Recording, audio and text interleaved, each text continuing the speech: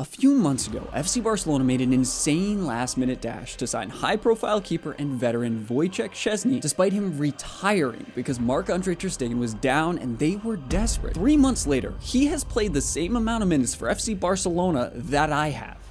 So what on the world is going on here? I have to be honest, I was firmly in the camp that the Pole would easily steal the job away from the longtime second stopper Iñaki Peña and take the reins of the back line under Hansi Flick. After all, the team was having a very exciting start to the season, and they really couldn't risk it all to a guy with little experience who wasn't even spectacular when he did make a few appearances. Last year under Xavi, Peña had a few moments where he got his share of the limelight and didn't leave a good impression really at all. There were a few solid moments, specifically at the beginning, but that slowly fleeted and likely is what encouraged the Barcelona board and Robert Lewandowski, it turns out, to jump on over to Italy and try to attract the Polish player away from his retirement in Turin. It's genuinely insane to me that the moment ter Stegen went down, Lewandowski reached out to his buddy, Barcelona pulled out all of the stops and brought this guy to the Catalan city that brought a little bit of comfort to the squad and honestly some excitement to the fans. Just look at my video on the signing.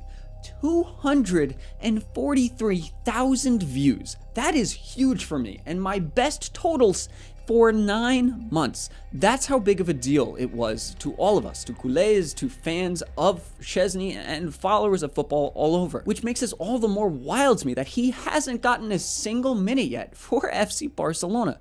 And today we're going to talk about why. To start, maybe this shouldn't be as surprising to us and to me as it really was, because from the beginning, Hansi Flick said that it was Iñaki Peña's job. The Pole would have to steal it away from him. But honestly, I didn't really take that seriously at all. Thought it was just some manager trying to give confidence to his player when that probably could have used a lot of it, but clearly it's true. To be fair, Iñaki Peña has at least existed in net. Has he been great? If you ask the guys in the comment sections of my YouTube videos, they would tell you otherwise, but I genuinely think he's been good enough for the most part. Now, it does feel like every single time he makes a save, the striker was offside. I'm looking at you, Mbappe, pero he does do enough, I think, to justify playing it, especially considering his other attributes. He's been solid in possession and is able to pick fullbacks and forwards out a little bit better than he was last season, which was one of my biggest critiques of him in the first video I made about Wojciech. But honestly, I think it's more of his ability to come out of the box so often that keeps him, well, in the box. He is playing that sweeper role very solidly and is cleaning up for when the defensive line is caught past the halfway line where it could lead to a very dangerous attack a lot, and it seems to be happening multiple times a game even. I've never seen ter Stegen do that, and I don't know if he would be able to, but that ability is one of the main reasons that I think we haven't seen the Polish keeper yet this season. And if we compare Iñaki and Tech next to each other, well, it begins to make more sense why. The La Masia grad is 6'1" and 25 years old, while Tech is 6'6" and 35 years old. I'm gonna be honest, I don't know much about goalkeeping, or not a lot, but if my few minutes on a football pitch have taught me anything, it's that you're gonna need a lot of pace when you're closing down on a ball from net with an even faster attacker running onto that. Actually, look at this stat. It's actually ridiculous. Iñaki Peña has more than double any other keeper in defensive actions outside the penalty box per 90 minutes played in the top 5 leagues. That's insane. And I thought, okay, maybe I'll compare it to Neuer when Hansi Flick was the manager of Bayern to see if that's just how Hansi Flick works. But nope, it's still nearly double Neuer's time when Bayern won, everything that season. That can not be easy. And I can't imagine it's easy for Tech to pick that up very quickly, or any keeper, but especially an older one who has been playing differently than that for a long time, because every keeper plays differently than that, clearly looking at those stats. And so Iñaki Peña rightfully deserves an unbelievable amount of credit for that, for what he is doing. I would wager that maybe the Pole wasn't performing well in practice or not showing Flick what he wants there, but